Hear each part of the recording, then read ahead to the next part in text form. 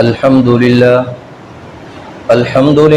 نحمده ونستعينه ونستغفره ونؤمن به ونتوكل عليه ونعوذ بالله من شرور أنفسنا ومن سيئات أعمالنا من يهده الله فلا مضل له ومن يضلله فلا هادي له ونشهد أن لا إله إلا الله وحده لا شريك له ونشهد أن سيدنا وسندنا وشفيعنا ومولانا محمدا عبده ورسوله صلى الله تعالى عليه وعلى آله وصحابه وبارك وسلم تسليما كثيرا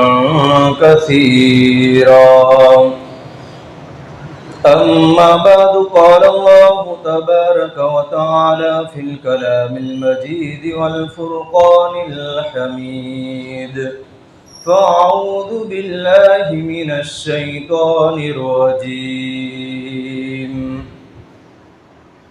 ولقد آتينا إبراهيم رشده من قبل وكنا به عالمين وقال تعالى في موضع آخر وإذ ابتلى إبراهيم ربه بكلمات فأتمهن صدق اللہ العظیم۔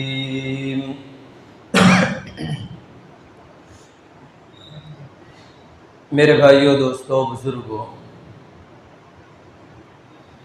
ذی القعدہ کا مہینہ قریب الختم ہے اور ذی الحجہ کا مہینہ شروع ہونے والا ہے۔ گزشتہ جمعہ میں آپ حضرات کے سامنے سیرت ابراہیمی کے متعلق بات چل رہی تھی، کیونکہ اب بقرعید کے قریباً 15 دن باقی رہ گئے ہیں اور شاید ایک ہی جمعہ اس کے بعد والی بقرعید سے پہلے آ سکتی ہے۔ تو اس سے پہلے ذی الحجہ کے فضائل ہیں، ذی الحجہ کے مہینہ کے قرآن اور احادیث میں فضائل آئے ہیں۔ کچھ باتیں اس کے متعلق عرض کرتا ہوں، اس کے بعد گزشتہ کی ادھوری بات میں انشاءاللہ شروع کر رہا ہوں۔ بزرگوں، قرآن کریم میں اللہ رب العزت نے 10 راتوں کی قسم کھائی ہے، والفجر ولیال عشر، کہ قسم ہے فجر کی اور قسم ہے 10 راتوں کی۔ مفسرین فرماتے ہیں کہ 10 راتوں کی جو قسم کھائی گئی ہیں یہ ذی الحجہ کی 10 راتیں ہیں، اور ذی الحجہ کی یعنی شروع کی 10 دن کی 10 راتوں کو بیان فرما کر کے شروع کے 10 دن کے فضائل کو بیان کیا گیا ہے کہ یہ ذی الحجہ کے شروع کے 10 دن، ایسے تو پورا مہینہ متبرک ہے لیکن شروع کے 10 دن یہ اور بھی زیادہ متبرک بابرکت ہیں کہ ان دنوں میں عبادت کرنا اور ان دنوں میں اللہ کو راضی کرنا عام دنوں کے مقابلے میں ثواب کے اعتبار سے بہت بڑھا ہوا ہے۔ اور اللہ نے 10 راتوں کی قسم کھائی۔ رات کی قسم کیوں کھائی؟ دن کی قسم اللہ نے کیوں نہیں کھائی؟ رات کی قسم اس لیے کھائی کہ اسلامی کیلنڈر کے اعتبار سے اگر دیکھا جائے تو اسلامی کیلنڈر کے اعتبار سے دن کی شروعات رات سے ہوتی ہے، کہ رات کو سورج غروب ہوتا ہے، شام کے وقت سورج غروب ہوتا ہے اور اسلامی تاریخ چینج ہوتی ہے۔ اس اعتبار سے رات کی قسم کھا کر کے دن کو ان کے تابع کر دیا کہ رات اور دن یہ دونوں اہمیت والے ہیں، اور ان دنوں میں ذی الحجہ کے شروع کے 10 دنوں میں اللہ کو جتنا عبادت اور اللہ کو راضی کرنا جتنا ان دنوں میں اللہ کو محبوب ہے اتنا اور دنوں کے اندر محبوب نہیں ہے۔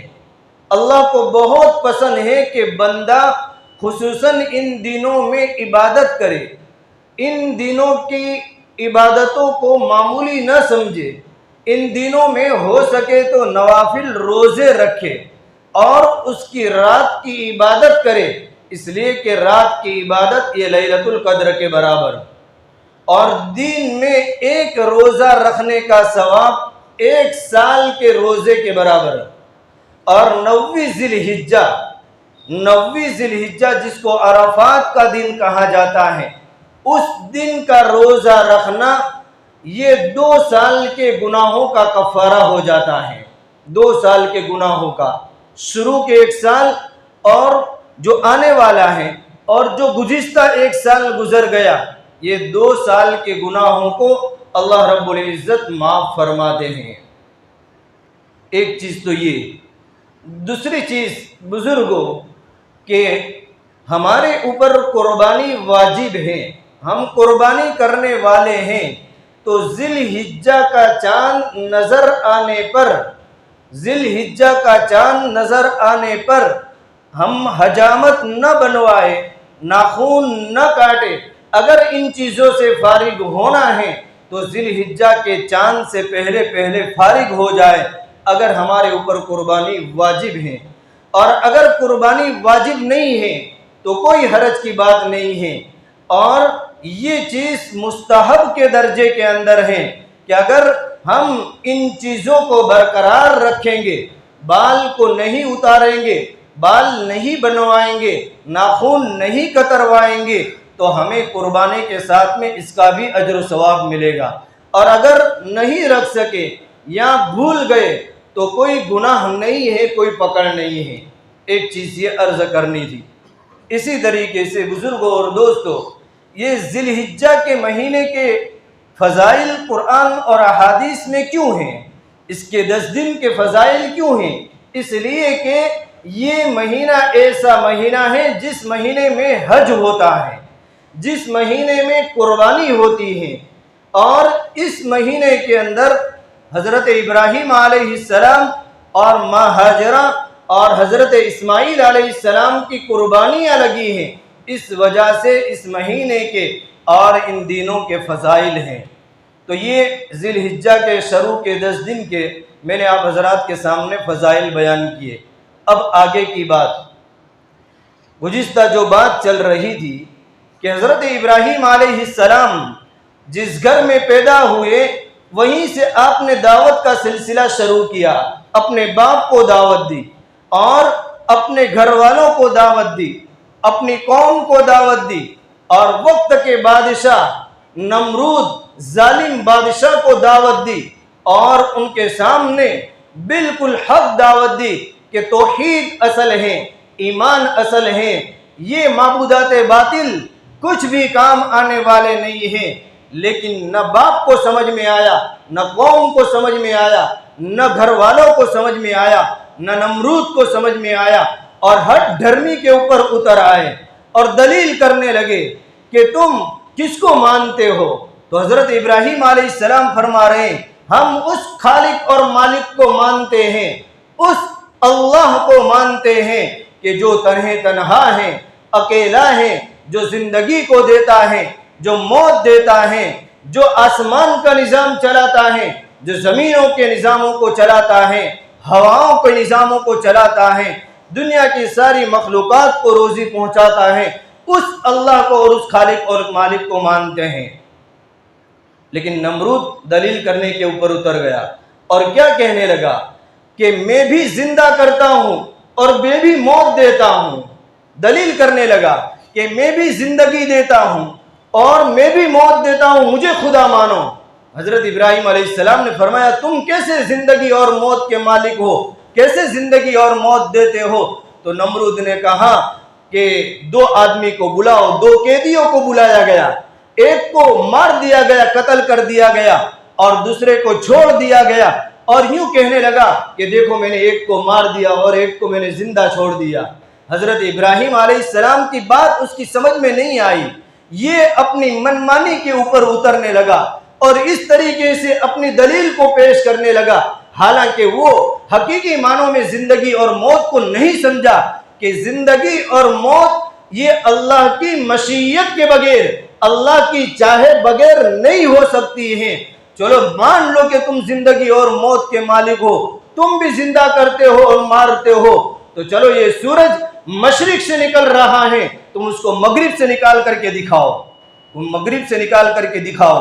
اگر تمہارے اندر طاقت ہے اور قوت ہے کہ جو میرا خالق اور میرا مالک مشرق سے سورج کو نکالتا ہے تو مغرب سے نکال کر کے بتا دے، تو اس نمرود کے پاس میں کوئی جواب نہیں تھا، کوئی جواب نہیں تھا۔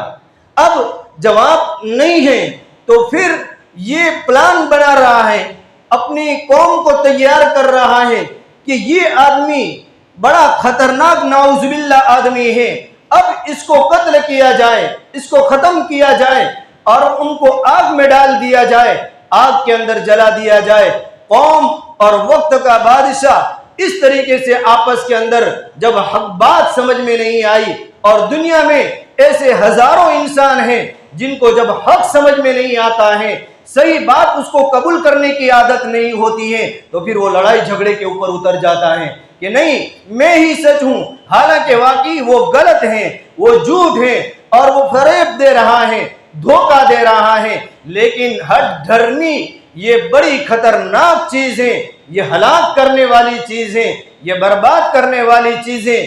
آدمی کو پتا ہے کہ میں غلط ہی ہوں تو پھر اپنی غلطی کو قبول کرنے چاہیے اور اپنی غلطی کا احساس ہونا چاہیے اور سچی پکی توبہ کرنا چاہیے، سامنے والے کو معاف کرنا چاہیے، معافی مانگنا چاہیے۔ لیکن یہاں پر دنیا کے اندر نمرود کی طریقے سے بھی بہت سے انسان ایسے ہیں کہ جو ہٹ دھرمی کے اوپر اتر جاتے ہیں۔ تو نمرود نے ہٹ دھرمی کی اور پلان بنایا کہ آگ کے اندر ڈال دیا جائے، آگ کے اندر ڈال دیا جائے۔ قرآن کریم میں اللہ رب العزت نے ساری باتوں کو بیان کیا ہے کہ جب حضرت ابراہیم علیہ السلام نے دعوت دی، سمجھ میں نہیں آیا، قال بل فعله كبيرهم هذا فجعلهم جزاجا الا كبيرا لعلهم يرجعون قالوا من فعل هذا بآلهتنا يا ابراہیم۔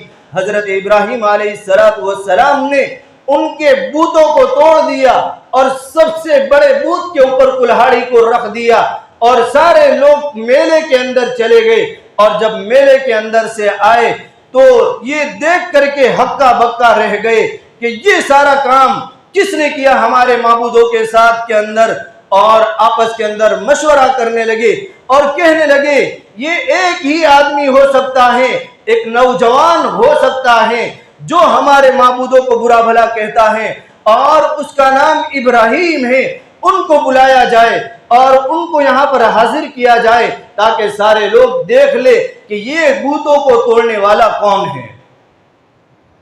حضرت ابراہیم علیہ السلام نے بتوں کو توڑا اور کلہاڑی کو بڑے بت کے اوپر رکھ دیا۔ جب قوم آئی اور آ کر کے یہ سارا ماجرا دیکھا تو کہنے لگے کہ یہ حرکت کس نے کی، یہ حرکت کس نے کی؟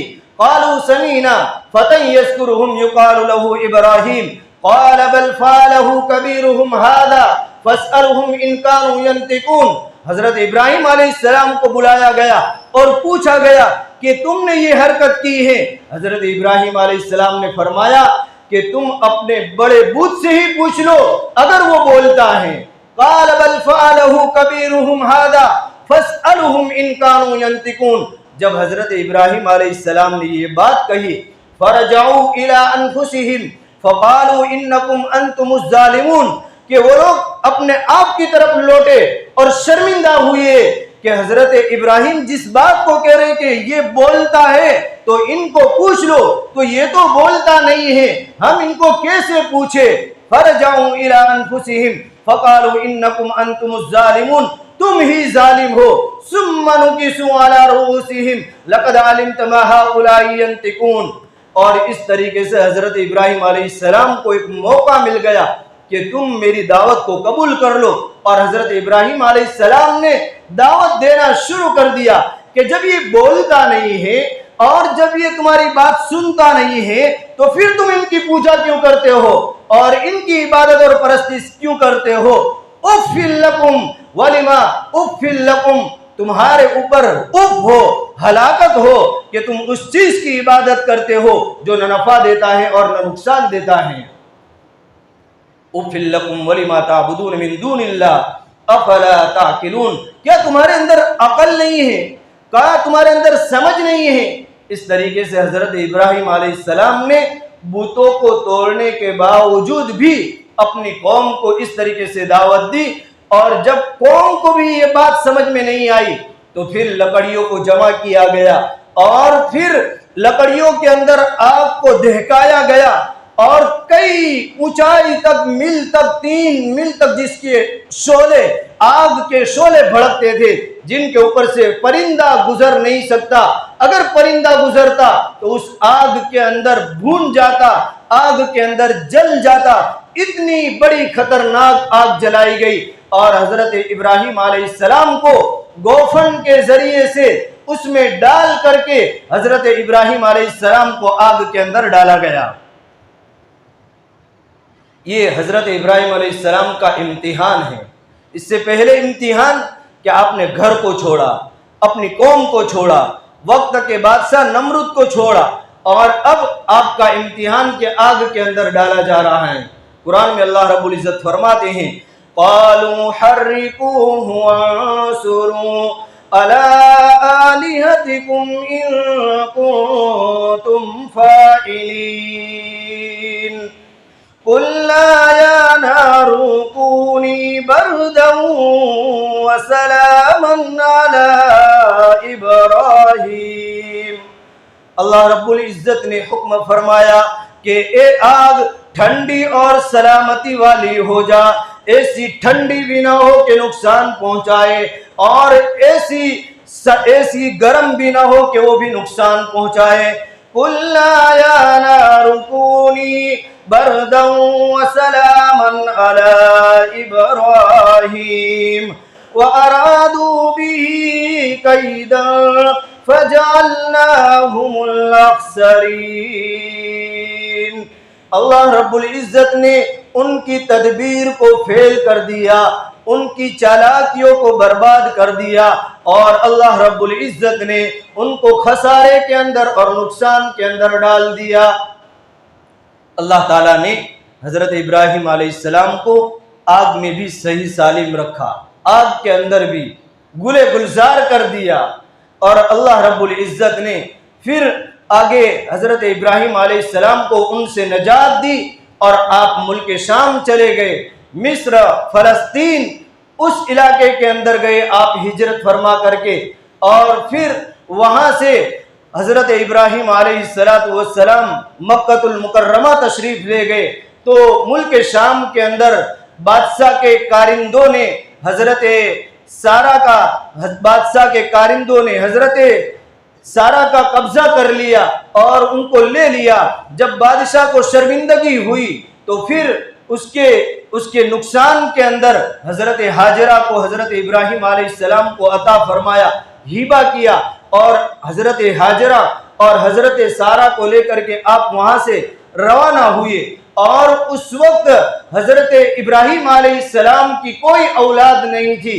حضرت ابراہیم علیہ السلام سے حضرت ابراہیم علیہ السلام کو اللہ رب العزت نے حضرت سارا سے اسحاق علیہ السلام کو عطا فرمایا، اور حضرت ہاجرہ سے اللہ رب العزت نے حضرت اسماعیل علیہ السلام عطا فرمایا۔ 86 سال کی عمر ہے، آپ کی کوئی اولاد نہیں ہے، اور آپ دعائیں مانگ رہے ہیں، بار بار اللہ کے سامنے متوجہ ہو رہے ہیں اور دعا کر رہے ہیں، بڑھاپے کی عمر کو پہنچ گئے ہیں، آپ کی کوئی اولاد نہیں ہے، آپ اس طریقے سے دعا کر رہے ہیں ربی حب لی من الصالحین، کہ پروردگار مجھے نیک صالح اولاد عطا فرما، نیک صالح اولاد عطا فرما۔ اور اللہ رب العزت نے بڑھاپے کی عمر کے اندر ماں ہاجرہ سے حضرت اسماعیل علیہ السلام کو 86 साल की उम्र के अंदर पैदा फरमाया, विलादत अता फरमाई और हजरत इस्माइल अलैहिस्सलाम दुनिया के अंदर तशरीफ लाए। तो हजरत इब्राहिम अलैहिस्सलाम की ये दुआ कबूल हुई। अब आगे और चंद साल गुजरते हैं, 8-10 साल की उम्र गुजरती है हजरत इस्माइल अलैहिस्सलाम की। अब दोबारा आपका इम्तिहान शुरू हो रहा है, एक के बाद दिगर इम्तिहान में आप पास होते चले जा रहे हैं, कामयाब होते चले जा रहे हैं। अब आपका सबसे बड़ा इम्तिहान शुरू हो रहा है, सबसे बड़ी परीक्षा अब शुरू हो रही है। और अल्लाह रब्बुल इज्जत हजरत इब्राहिम अलैहिस्सलाम को ख्वाब के अंदर कह रहे हैं कि अपने लफ्ते जिगर को, नूरे नजर को ज़बा कीजिए। हजरत इब्राहिम अलैहिस्सलाम ख्वाब के अंदर देख रहे हैं जिस बेटे को बुढ़ापे की उम्र के अंदर मांगा था, जिस लफ्ते जिगर को अल्लाह से रो रो करके मांगा था, आज उसी लफ्ते जिगर के बारे में ये हुक्म आ रहा है कि आप अपने लफ्ते जिगर को ज़बा कीजिए।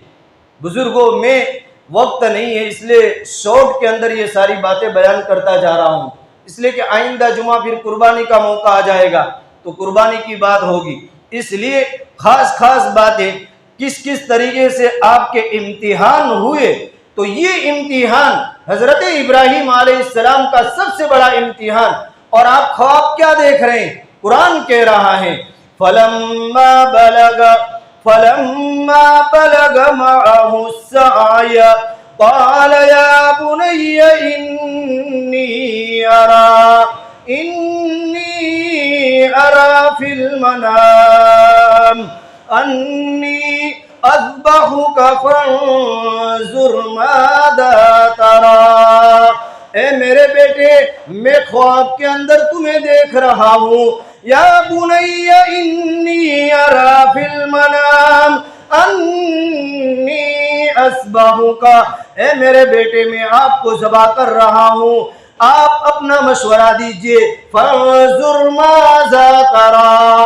क़ाल या अबति फ़अल, बेटा कह रहा है क़ाल या अबति फ़अल मा तुअमर सतजिदुनी इंशाअल्लाहु मिनस साबिरीन। ए मेरे अब्बा जान, आप कर गुजरिए जिस चीज का आपको हुक्म दिया गया है। आप घबराए नहीं, आप परेशान न हो, आप इस काम को जरूर पूरा कीजिए जिस चीज का आपको हुक्म दिया गया है। और रही मेरी बात कि मेरे के ज़बा होने के बारे में, तो मैं तो इंशाअल्लाह सब्र करूंगा और अनकरीब आप मुझे सब्र करने वालों में से पाओगे। सतजिदुनी इंशाअल्लाहु मिनस साबिरीन, कि अनकरीब आप मुझे सब्र करने वालों में से पाओगे। अल्लाह ने जब हुक्म दे दिया और जब आपको ख्वाब में बता दिया गया, तो फिर बेटे से मशवरा क्यों लिया गया? हालांकि अल्लाह का हुक्म था हजरत इब्राहिम अलैहिस्सलाम को, फिर बेटे से क्यों मशवरा लिया गया? अल्लाह को हुक्म को पूरा कर देना चाहिए था। लेकिन फरमाते हैं कि बेटे से इसलिए मशवरा लिया गया, बेटे से इसलिए पूछा गया कि बेटे का ईमान भी पता चल जाए और उसका इम्तिहान भी हो जाए कि बेटे का ईमान कहां तक पहुंचा है। बेटे का भी इम्तिहान कि बेटे का ईमान कितना मजबूत है, वरना अल्लाह का हुक्म था। और हजरत इस्माइल अलैहिस्सलाम इनकार करने वाले भी नहीं थे, क्योंकि नबी की औलाद थी, नबी की औलाद थी। माँ हाजरा ये भी अपने बेटे को लफ्ते जिगर को कुर्बान करने के लिए तैयार हैं, हजरत इब्राहिम भी तैयार हैं, हजरत इस्माइल भी तैयार हैं। अल्लाह का हुक्म है तो फिर उसमें आगे पीछे बिल्कुल नहीं हुआ सकता है, बल्कि अल्लाह के हुक्म को जरूर पूरा किया जाएगा। हजरत इब्राहिम अलैहिस्सलाम को सबसे बड़ा जो वाकिया पेश आया और सबसे बड़ा जो इम्तिहान पेश आया, यही इम्तिहान आया है कि आपने अपने लफ्ते जिगर को, जिसको 86 साल की उम्र के अंदर रो रो करके मांगा, कोई औलाद नहीं थी, आपने इसलिए मांगा था कि बुढ़ापे में मेरा सहारा बन सके, मेरी खिदमत कर सके। माँ बाप को बुढ़ापे के अंदर अपनी औलाद से खिदमत की उम्मीद होती है, लेकिन दुनिया में कितनी ऐसी नालायक औलाद होती हैं कि वो बुढ़ापे के अंदर ही माँ बाप को छोड़ देते हैं, बुढ़ापे के अंदर ही माँ बाप को छोड़ देते हैं। माँ बाप को जवानी के अंदर खिदमत की जरूरत नहीं होती है, और माँ बाप जवानी के अंदर अपने औलाद से खिदमत लेते भी नहीं है, बल्कि खुद अपना काम करते हैं। लेकिन जब माँ बाप के हाथ पैर काम करने छोड़ देते हैं, माँ बाप की ताकत जवाब दे देती है, उस वक्त माँ भी खिदमत की मोहताज होती है, और उस वक्त बाप भी खिदमत का मोहताज होता है। बाप जुबान से अगरचे नहीं बोल रहा होता है, माँ जबान से अगरचे नहीं बोल रही होती है, लेकिन अगर उसकी खिदमत की जाए तो वो इनकार भी नहीं करते हैं, वो इनकार भी नहीं करते। तो हजरत इब्राहिम अलैहिस्सलाम का एक सहारा था, लेकिन क्या करे कि इम्तिहान आया, आपने इम्तिहान दे दिया और अल्लाह ने उनको कामयाबी अता फरमाई। बाकी इंशाअल्लाह आइंदा जुमा को बयान करेंगे। अल्लाह ताला अमल की तौफीक अता फरमाए।